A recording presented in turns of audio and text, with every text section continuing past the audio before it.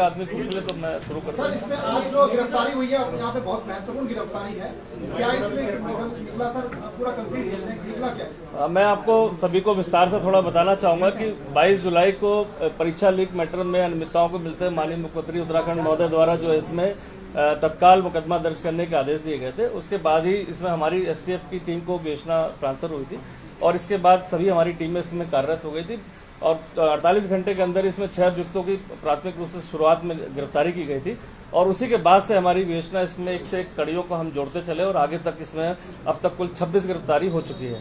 इसमें जो पहले जो कड़ी जो प्राप्त हुई थी, इसमें जो हमारे यहाँ कोचिंग सेंटर और वहाँ के जो कर्मचारी हैं आरएमएस कंपनी में कार्य करने वाले, उनके माध्यम से पता चला था कि पेपर को लीक किया गया था और टेलीग्राम के माध्यम से इसको यहाँ पर पहुंचाया गया था।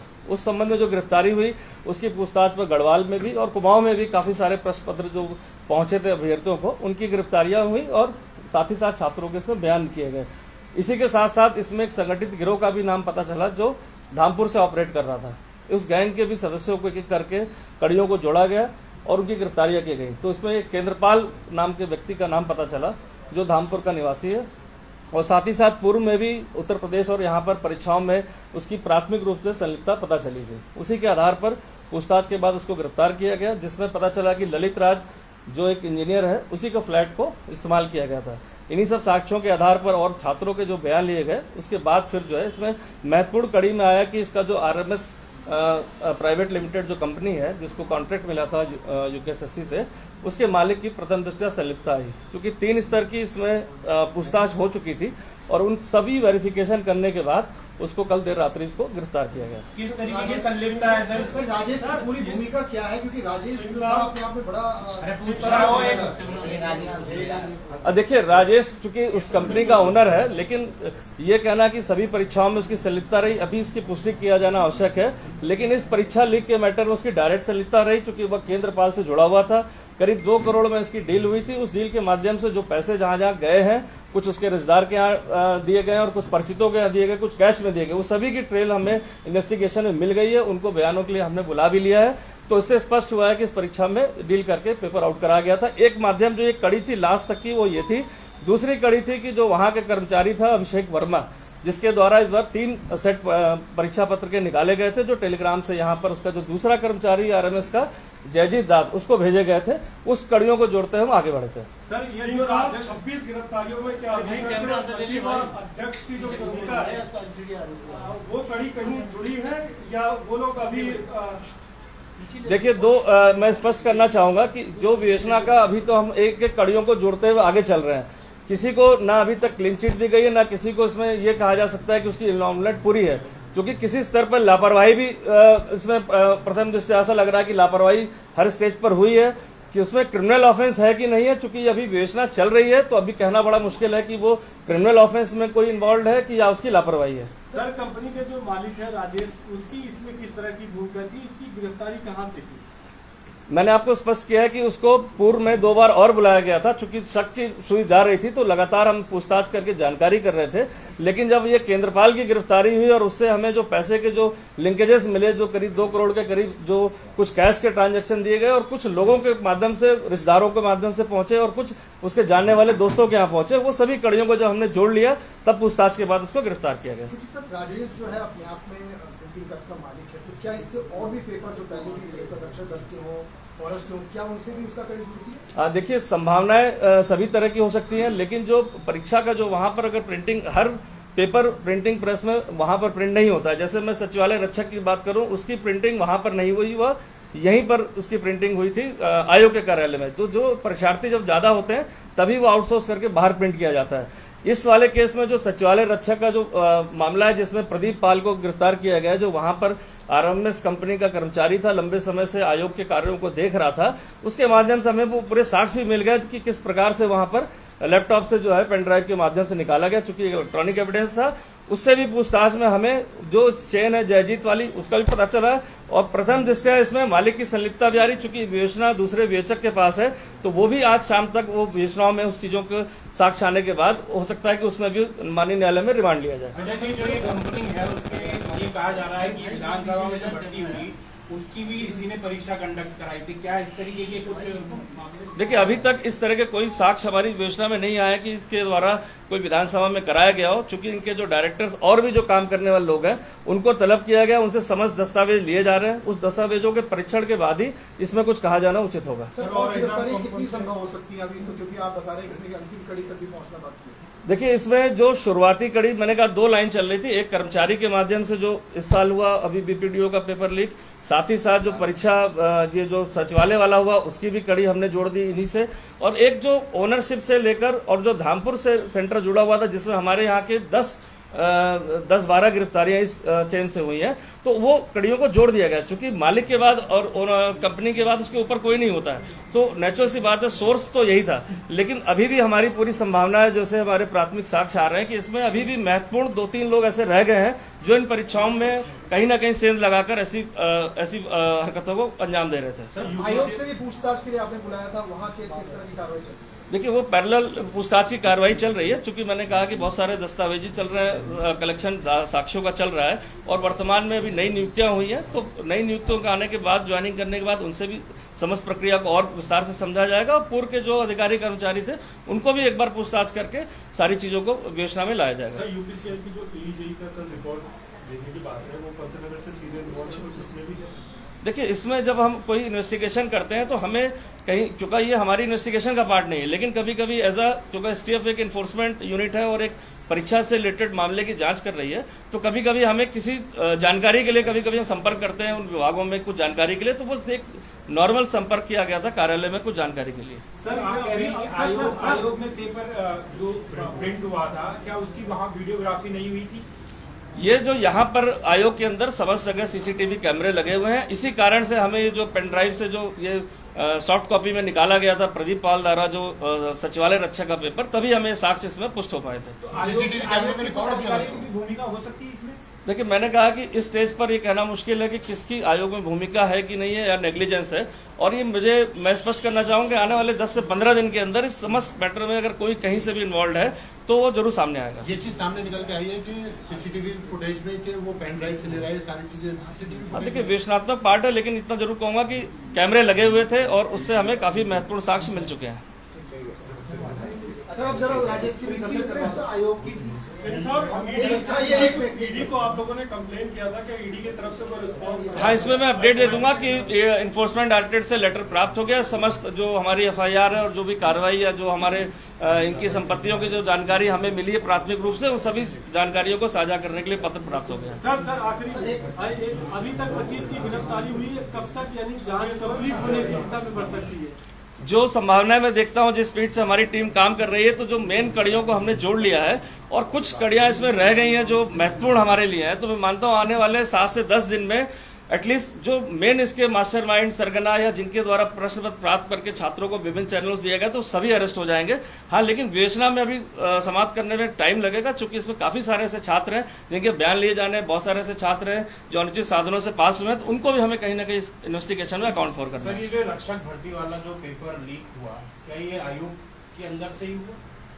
ये आयोग के अंदर से ही पेपर, मैंने जैसा बताया कि प्रदीप पाल एक एम्प्लॉय था जो आरएमएस कंपनी का बहुत सालों से यहाँ काम कर रहा था, और मौका पाकर उसने अपने जो है वहां से पेपर को सॉफ्ट कॉपी में उसको लीक कराया। ये तो आयोग में बता रहे हैं ना, आयोग में कर्मचारी आउटसोर्स कंपनी का, तो आयोग में आता था। हाँ, वो आयोग के अंदर से ही वहां से आउटसोर्स कंपनी द्वारा निकाला गया चोरी से। तो अजय जी, इसमें जो एस राजू हैं, जो बडोनी जी हैं, उनसे जांच क्यों नहीं हो रही है? अगर अंदर से ही निकला है तो फिर वो जांच उन पे कुछ।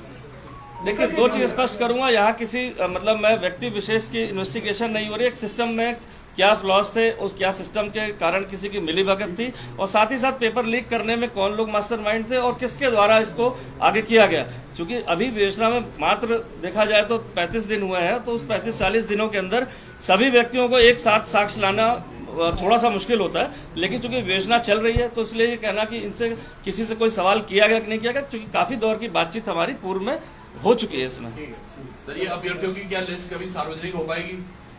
देखिए, जो भी इसमें अभ्यर्थी इसमें पाए गए हैं संलिप्त, जो अभी तक हमारे रिकॉर्ड में आ चुके हैं, बयानों में आ चुके हैं, साक्ष्यों में आ चुके हैं, और कुछ लोग हमने चिन्हित कर रखे हैं जिनको अभी साक्ष्यों पर हमें लाना है, वो समस्त रिपोर्ट छात्रों की जो भी विधि सम्मत कार्रवाई के बाद जब चार्जशीट दी जाएगी तो आयोग से भी वो भेजी जाएगी, जिससे वो अग्रिम उसमें कार्रवाई कर पाए।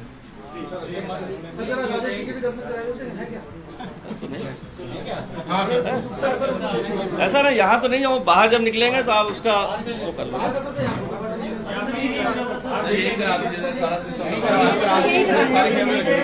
दीजिए। इतने लोग को देख कर देखे नहीं है।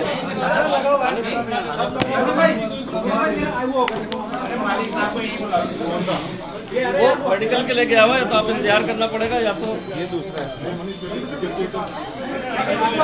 और मंगानी पड़ेगी कॉपी।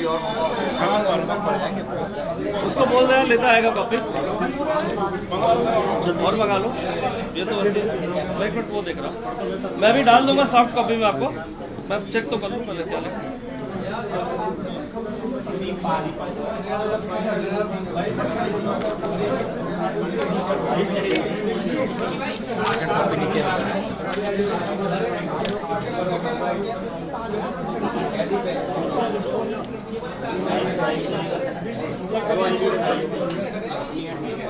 ये क्या लिखा है, ये बच्चे लोग पढ़ते नहीं है। चलो उसको सॉफ्ट कॉपी करना भेजेगा।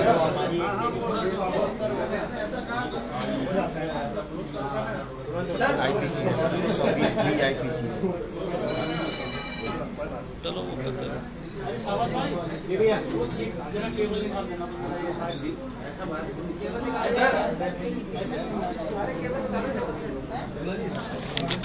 सर इसमें एक छोटी सी क्लियर कर दीजिए, रुपेश का एक सवाल है। हाँ। मैं ये कह रहा हूँ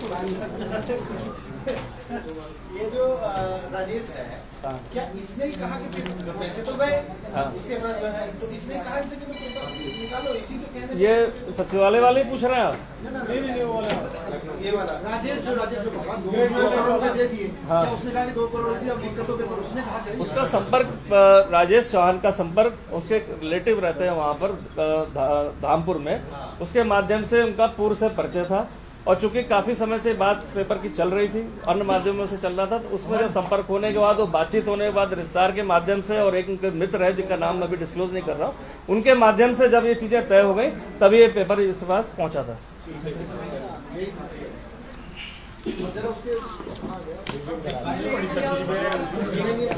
मैं इसकी सॉफ्ट कॉपी डाल दे रहा हूँ, है ना?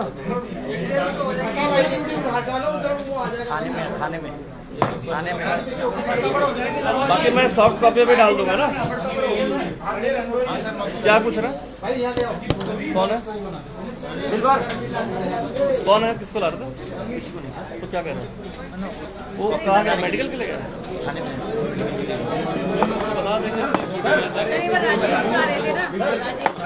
वो मेडिकल के लिए गया हुआ है, अभी आ जाएगा तो वेट कर लेंगे, या तो मैं विजुअल डलवा दूंगा, विजुअल डाल दूंगा। आएगा तो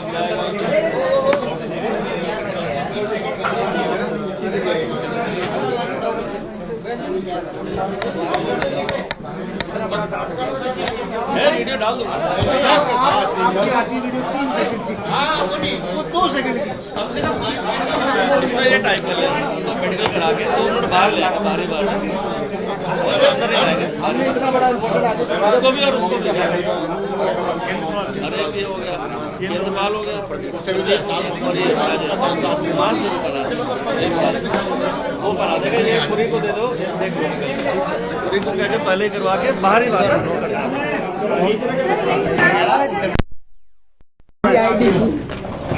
और ये अनऑफिशियली बता देता हूँ कि अभी इस 24 घंटे के अंदर बहुत सारी गिरफ्तारी भी संभव है ना। बहुत बढ़िया, बहुत बढ़िया।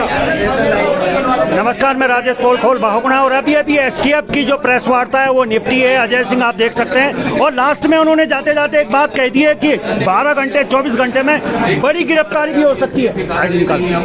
तो इस समय खचाखच भरा हुआ था एसटीएफ का कार्यालय।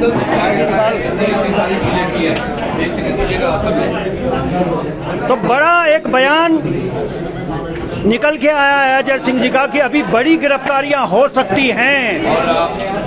तो क्या कुछ होगा इन बड़ी गिरफ्तारियों में?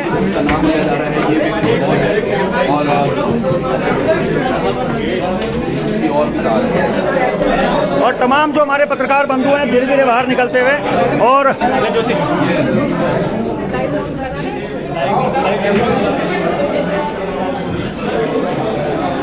आपने देखा कि एसटीएफ की प्रेस कॉन्फ्रेंस यहाँ पर हुई थी, उसके तो उन्होंने तो बताया थोड़ा सा दर्शक हैं वो बने रहें। और एक चीज भी बोली गई है, एक और चीज भी अरे यार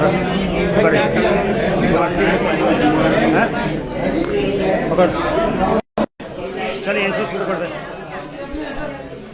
तो इस समय आप देख सकते हैं कि एसटीएफ की जो प्रेस वार्ता है अजय जी की वो निपट गई है और जाते जाते एक बड़ा बयान वो दे गए और कईयों की रातों की नींद वो उड़ा गए। वो कह गए कि अभी इसमें बहुत गिरफ्तारियां होनी बाकी है। हम तो हंस रहे हैं लेकिन उनकी नींद उड़ गई है जिनके लिए ये बयान है। अभी देखना है, पल पल की खबर आपको दिखाएंगे। इस समय एसटीएफ कार्यालय पे हम हैं और पत्रकारों का जमावड़ा है और परतें खुल रही हैं। तो यकीन मानिए जिस बड़ी मछली का इंतजार हम सभी कर रहे हैं वो व्हेल मछली या शार्क मछली वो निकल के आएगी या नहीं आएगी ये तो वक्त बताएगा। लेकिन फिलहाल अभी बहुत सारी की चीजें हैं। विधानसभा में बैकडोर का मामला है, वो भी सुर्खियों में है। प्रेमचंद अग्रवाल जी का बयान भी आप लगातार सुन रहे हैं और अभी इसमें बहुत परतें खुलने बाकी हैं और इसके लिए बधाई एसटीएफ को भी देनी चाहिए। इतने कम समय में उन्होंने 26 लोगों की गिरफ्तारी करी है, तो बधाई बनती है। और लेकिन अभी बधाई तब ज्यादा पूरी होगी जब उत्तराखंड के हर युवा को इंसाफ मिलेगा, क्योंकि उत्तराखंड का युवा छला गया है, ठगा गया है। तो तमाम खबरें आपको दिखाता रहूंगा। तो फिलहाल अभी के लिए बस इतना ही। देखते रहिए पर्वतवाणी लाइव।